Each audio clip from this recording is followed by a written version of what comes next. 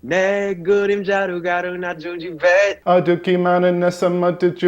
no. Hey, it's Brian and I'm so excited. Today I'm interviewing Max. Max collaborated with Suga on the single Blueberry Eyes. He also worked with Suga on his second mixtape, August D2, on the song Burn It. Max makes such great music in his own right. We talked about his new album Color Vision, which BTS member he'd love to collaborate with next, and we even wrapped Suga's verse from Blueberry Eyes. Hey Max. How's it going? It's great to see you.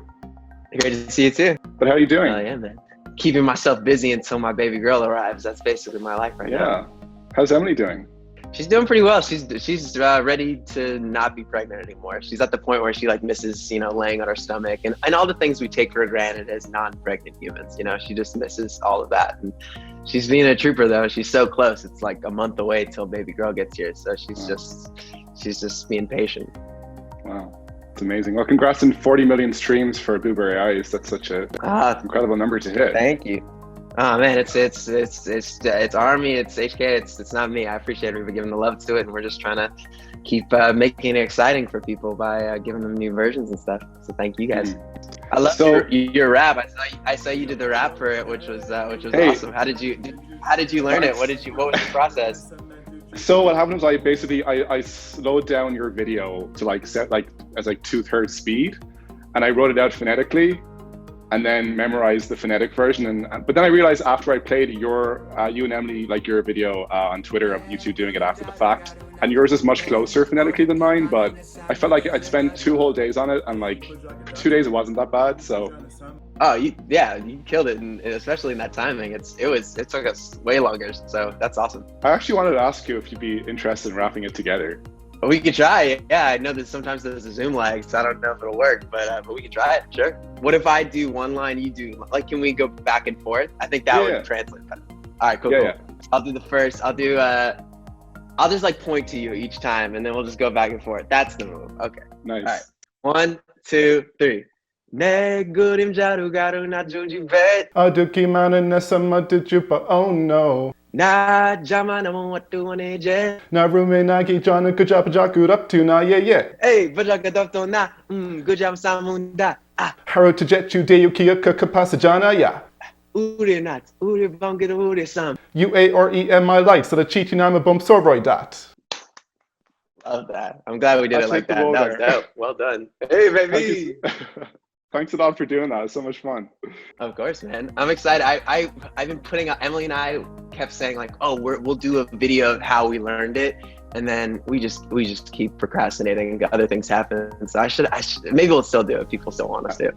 I mean, because you had done it, I realized it's possible to do this. So it's all thanks to you and Emily. So that's awesome. So you wrote it out yourself phonetically. You didn't get somebody Korean to help you. No, and I'm I do not speak any other language. I'm Irish with an Irish accent, and all I speak is English. So amazing.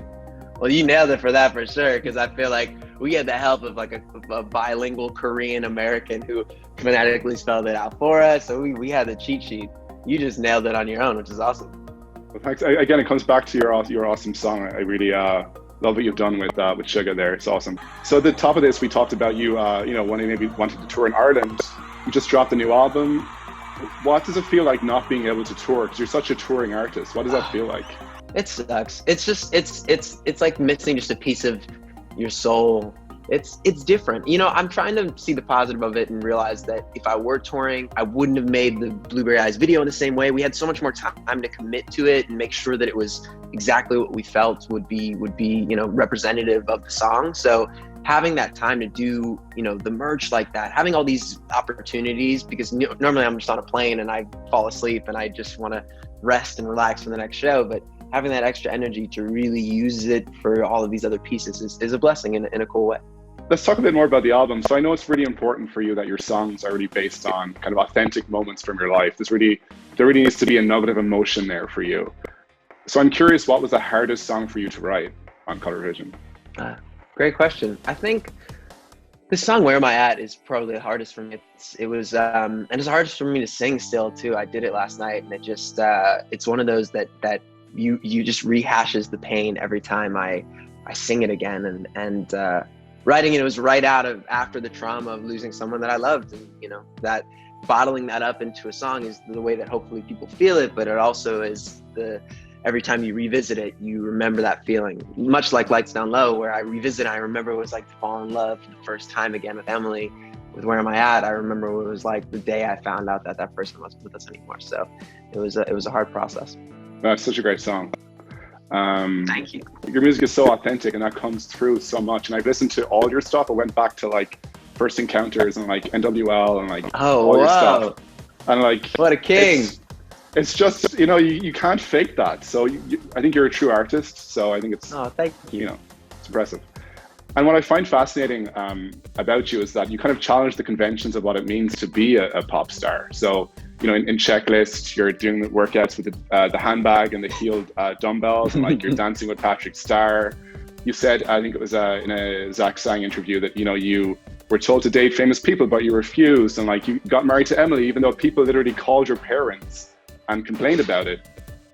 You know, where do you find the courage to fight to kind of have things your own way? Honestly, it comes from both just surrounding myself with people that make me realize the priorities in my life that really matter. And then it also comes from, honestly, I give so much love to people that have come before me and been that way. You know, I remember when I met Ed Sheeran for the first time, and, you know, I'd met other big pop star celebrities and they were all cool, but it was service level. And with him, I was hanging with him backstage at a friend of mine's show, and he was just so genuine and so just everything was raw about him, and he was so humble. And I realized in meeting him, I was like, you can do it. Here's an example of somebody who can keep it real and just grow. And I met him when he was opening for Snow Patrol, and then I met him when he was playing stadiums, and there was no difference in the guy. And it really what gave me that confidence and inspiration to say, when they tell me you can't do this, you can't become a pop star unless you date these famous girls and cause these headlines. I was like, well, what about this guy? What about Ed Sheeran? What about Brendan from Panic at the Disco? There's just so many great examples on the other side too, of just people that are kind, that have done it. And it just makes me realize that you just got to do it your own way. You know, if you do it somebody else's way, it'll never feel quite right. So what's the point of doing it that way? Emily, you know, and your parents, you know, have been in your videos. Emily also works with you as a stylist. Your daughter, Spooky, are you still calling her Spooky? She hasn't been born yet, but she's in Blueberry Eyes as a sonogram. And, you know, I guess this question doesn't really relate to Spooky yet, but what are the benefits and challenges of working with the people who are closest to you? Benefits are they're free. No, I'm just kidding. It is great that they're the fam though. It started out of necessity, quite honestly. You know, we just were like working on shoestring budgets and having our homies be together, and then we realized, like, why would we ever taint that? You know, people were responding to that. That was our thing. So it's more fun to share it with my family, and my dad's a little ham. That's where I get it from. So he loves being in the videos, and so it's nice to have those people be a part of it. The downside sometimes is that I don't want to put that strain on my relationships with those people ever. You know, I don't want it to taint that she's my wife, and she's my wife first before, you know, ever being a stylist for things or whatever else. So I try to have backups. I work with other stylists for certain occasions when, you know, maybe Emily says, this is too much for me. And the second we just always keep it honest with each other, because the second she says that, she's like, I don't want to dress this red carpet. You know, can you just have this stylist do it? Boom, I head up the stylist, it's cool. But I always love it. It always feels more authentic when those people are a part of it. I feel like you can always subconsciously feel when it came from that place. So I try to keep that going with the fam whenever they're down for it. My dad was always going to play, in Working for the Weekend, he was going to play the boss character for a second. But then I felt bad. I was like, nah, you can't be the boss, Dad. Like, you just gotta be you. You're not gonna play this guy. So Ryan, of course, stepped up to the plate, and he was just the perfect jerk boss. So, you know, still the fam, but not my dad that time. I love the Jane character that your friend Ali plays. It's brilliant. Oh yeah, she's so funny, man. She plays violin with us too. She's in a lot of the live shows and stuff, and people are always like, "Oh, I got Jane," and she loves it. She loves that she comes to my shows and people will recognize her as Jane, and they feel a certain way. It's like when you see a villain in a movie, you're like, "Oh, whoa, you're nice." I remember when I met Draco Malfoy for the first time. You know, Tom Felton. I met him in an audition, and I'm outside, and he's like, "You need to ride home or anything?" We like talked for a bit, and I was like, "You're so nice. This is so weird because I feel like I should hate you. You're Draco, but you're not." And I feel like people feel that way about Ali, which is fun. So great. I saw the alternate ending for Blueberry Eyes. Quite a twist you Yeah. had there. That's great. I'm so Uh, glad we get to put that out because I was scared that she was like, oh, please figure out a way to put that out, because when we realized it wasn't right for the original, she was like, oh, but it's so juicy. So I'm glad we could put it out and people could see the story. Obviously, you've your daughter coming along really soon. How do you think that's going to change the music you make next? Has it already changed it? What's happening? What's happening there? It definitely more songs about her. I just, whenever something happens in my life, I try to just embrace whatever that current moment is. So I've written a bunch of songs about her coming soon. And then when she gets here, I'm sure I'm going to write, I'm just going to dig into that feeling, that exhaustion, not being able to sleep and loving her so immensely, and all the things I hear from my friends of just, everything, you just feel everything more. That's what everybody says. So I'm excited to hopefully feel that way. And I think that it's just, again, it's just priorities. I think I just realized that, as much as I want my career to blossom, it's never worth sacrificing that time with those people I love so much. So I would much rather have a career that maybe never hits the point if I made all the sacrifices, so I can really spend time with those people and love them. So between the priorities and the writing, I think there's a lot of fun things to happen, which will be fun. Awesome. It sounds like you're striking the right balance. I think when you're like, 80, looking back in your life, you'll be happy that you kind of tried to, balance your priorities in that way. So it's cool. I hope so. And my wife, as always, she's like, your phone won't keep you warm at night. So just, you gotta lock it away sometimes. So during an interview about Love Me Less, you said that the right people love you more and not less for your baggage. And that made me think about BTS's music, because in the song Answer Love Myself, Suga raps, he says, the thick tree rings in your life, it's part of you, it's you. Now let's forgive ourselves. And I also see similarities between Burn It and New Life, this idea of kind of saying goodbye to a past version of yourself. So I'm so curious, have these kind of shared values and ideas brought you and Suga together as friends? Has that helped?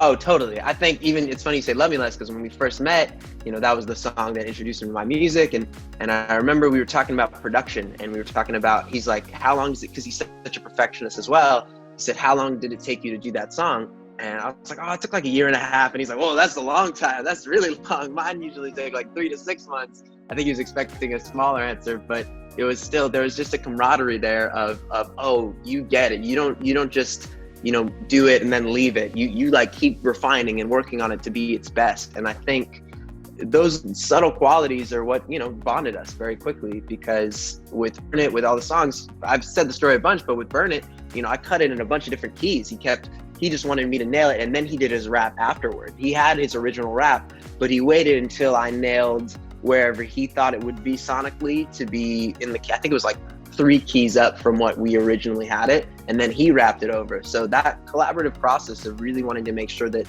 we were both in our best place for whatever the project was important. And funny you say that about New Life, because I never really thought of it, but I think that's probably why I pitched that one to him first so much, so subconsciously, because the themes were so similar.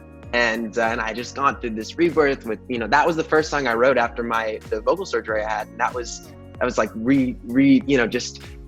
just taking hold of my life again. So it's so interesting that you say that, because now I'm having a mind-blowing moment of why that would be the one I would pitch him first. But again, I'm so glad he chose Blueberry Eyes. It's just like the perfect fit. I mean, you definitely both have a similar approach in terms of just like genuineness and laying it all on the table in that way. And I know that like often you're writing about your wife and people in your life, and Suga it's not always as clear with Suga. Like you've said that he kind of keeps more things closer to his chest a little bit, but you definitely sense that there's a similar kind of genuineness in both of the music you put out, right? Would that be fair to say? Totally. Oh yeah, I mean, I think that's why I've always been so drawn to their music as a group and Suga's music individually, because it is very raw. And I think the preaching of acceptance, they not only preach it in their music, they live it in their wardrobe, in the way that they are. And I felt for a long time I collaborated with people that I respected and loved, but didn't relate so deeply to, and I think for the first time with Suga and with BTS, and then with Korean music in general and K-pop, there's just an appreciation that's very different from a lot of different genres. And there's a love and acceptance of color, the use of color, the use of videos and visuals. And it's just something I've always loved. And it was such a reassurance of, oh, there is a way to do this, and people do, you know, they're drawn to it, and they love the details. It's like, I love people like you who really dive deep into whatever you're listening to. You want to know the meaning of the lyrics. It isn't the surface level. It gives you hope as an artist, like people are paying attention. This is why you got to keep pushing for it. And when somebody says, oh, nobody's going to hear that but you, that note that you missed, or that piece of the video, it's like, they are going to see it. That's the reason why we got to make sure that it's the most perfect it can be. And so anyway, I'm rambling, but that's why I love BTS, because every video, every song is so distinct. They don't go into it just throwing something against the wall. They know what they're trying to say, and they're knowing what they're trying to put into the world. And that's why I love and respect them. Yeah, and you can see that in your work too. Like, you definitely build a story and a theme, and like watching each of your videos, you sense that it's coming from a very well thought out place, and there's a lot of thought and like care put into it, and that just comes right off the screen, you know. So I love hearing that. Thank you, man. That's an incredible compliment. Sure. So you have talked about how you met Suga. You were in Seoul and hanging out at Big Hit, and you're supposed to meet Suga and Jungkook, but Jungkook was sick, and that actually gave you a chance to kind of connect with Suga on a one-to-one basis. I am super curious though, you know, is there anyone else in the group you'd like to collaborate with? You know, with Jungkook, I just feel like I remember that day because I was at this I was killing time, and our rep was bringing me to these shoe stores in Seoul, and I got the text there. It was like, oh, you know, Jungkook isn't feeling well. And I didn't know how well, because Jungkook was the one who had been giving love to so much of my music over the years. And Suga had given love to Love Me Less most recently. So I was just like, I don't know if he's gonna like me. I don't know if he's an investor, whatever. And obviously we hit it off. But with Jungkook, I think there's been such a history for so long. It only makes sense to eventually maybe do something together, because he's, you know, the whole reason that I became A.R.M.Y and dove so deep into BTS. So, and he has an incredible voice, obviously. So it would be wonderful to bring that to life. Who would have known that Jungkook covering One More Weekend those years ago would evolve into all this? You know, it's crazy when you think about it. It really is. But you know what? It's given me such hope for, you know, whatever my style of doing things, because everybody has a different way. And some people say, you know, don't try to become friendly with so many different types of people, you know, just stay in your bubble and make your music and people will come to you.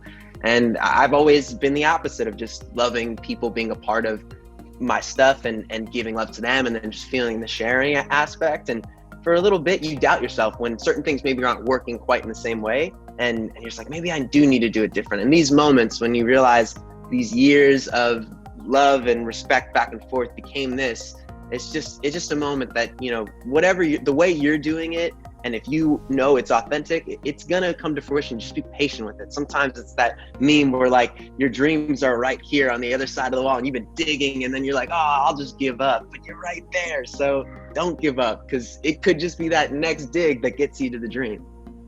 Man, that's such great advice. Because you're right, you never know, right? You just have to keep, it's like, I was listening to a podcast recently and they were like, you either keep going or you die. It's like two options. I'm like, well, yeah, pretty much. That's pretty much it. You mentioned Where Am I At? I was watching the video for that, and someone in the comments, there's a lot of comments like this, but one was like, who's been here since How to Rock? The Nickelodeon show. Oh yeah, first started on back in 2012. You know, you clearly have loyal fans that stick around, and since collaborating with Suga, you've kind of gained the support of A.R.M.Y as well, which is another super loyal fandom that loves genuine people like yourself. So how does it feel to know that you have so many people, you know, rooting for you, in the case of your own work for all this time, but also more recently with A.R.M.Y? How does that feel? Oh, it's beautiful, man. It's the best. I talk about it all the time, where it's, you know, in my line of work, you do have a lot of people behind the scenes who are focused in on the streams, on the numbers, on the Billboard positions, all those things. And then I said something to Emily the other day where I was like, but why do you care about any of that if isn't the whole goal for that to introduce people so that then you're connected to people and they care about the music? Like, which would you rather more, them care and be really dedicated to the message and the vision, or just those numbers? Because I know plenty of people with those numbers who nobody cares about maybe the vision of what they're going for. They don't know it, they just know the song. So it's the thing that I've dreamed of the most my whole life, so that people just feel connected, and then I'm a part of them and they're a part of me. That's always the dream. So the fact that it's just blossoming in this way and more people are being introduced is incredible, and I'm so grateful. So I have a couple of questions from ARMYs themselves who I reached out to. So Twitter user Progenius Min asked whether Suga has seen the depiction of him as Lil Meow Meow, the cat in the Blueberry Eyes video, and if he has any thoughts on it. I think he's seen it. I haven't asked him. I hope that he was cool with it. I really do. Obviously, it's like I just saw it was the A.R.M.Y thing, and I just figured I'd put it as a little subconscious thing, and hopefully people were into it. And by the way, that cat in that video, the director, Andy, we went through like 100 stock footage cats, and that one, we found it, and its ears went on beat, and that was the moment of truth. That was like, oh my God. That's amazing. So I hope he likes it. We really only talk about basketball via WhatsApp. We just like go back and forth about the finals and stuff, and we keep it short because without the translator actually there to talk with us as we are in person, it's harder to communicate via text. But he, I hope he liked it. He retweeted it from BTS when the video came out, so I assume that meant he was cool with it. And we have more to come. Actually, it's crazy. We're doing more cool video things, which I'm excited for people to see for the song. So yeah, hopefully you liked it. Yeah. Cool. And then another Twitter user, OT7 Forever Stan, asked if you have a favorite BTS song. Oh, that's tough. Favorite BTS song? I mean, I would say on just August East Side. I know that's not the question, but Deja Tai, even though it was a single, I'm obsessed. It goes so hard, and I love what he's saying in it. Favorite BTS song? I would say even though Fake Love is a single, it just gets me going every time. Every time I listen to it, it just gets me going. The hook is so good, and I just love some of the visuals for it. Mic drop goes hard. I mean, the singles are always fantastic. I really should choose a more deep cut song. I feel like everybody's always waiting for me to say the deep cut, and I'm always like the main singles though. So I'd say between Fake Love and Mic Drop, those are my two favorites. I mean, they both slap pretty hard, so they slap. They go hard. You. Yeah. It's like when people say their favorite song of mine is Lights Down Low. I'm like, well, it was the one, so I'm cool with that. This, I can't hate on that. Or if they come in, they're like Coconut Song. I'm like, whoa, what's going on? Who are you? So I do need a deep cut favorite too. I'm gonna have that for my next interview. Awesome. Well, that's all the questions I had. Is there anything else you wanted to mention, Max? No, it's a pleasure, man. It's so nice to talk to humans like you, because I do a lot of interviews for the song, but there's just such a difference when you can tell somebody is so well researched and cares so deeply. It's a whole other vibe. I'm alive. It's like I'm gaining receiving energy rather than just like putting it out and somebody's just kind of doing it for the interview. So thank you for your dedication and hard work, and it just shows. I appreciate you. For sure, it's the least I could do, Max. I have to say, I just want to say thank you so much for being such a cool guy, and I think it's a no-skip discography. You put out quality stuff, and we need more artists like you in the world. So just thanks for doing that and for being so dedicated to your craft. It's appreciated. So it's an honor. Thank you very much for saying it, brother. Same to you. Appreciate you. Cool. Hell yeah. Thanks for watching. If you'd like to, you can support me on Patreon and watch my videos before everybody else does. I'd like to give a special shout out to my purple patron, Sugar Cookie OT7. I'm so grateful. It means the world to me. I can't thank you enough. If you too would like to support me and my work on Patreon, you can do that by clicking the link in the description below. Thank you so much.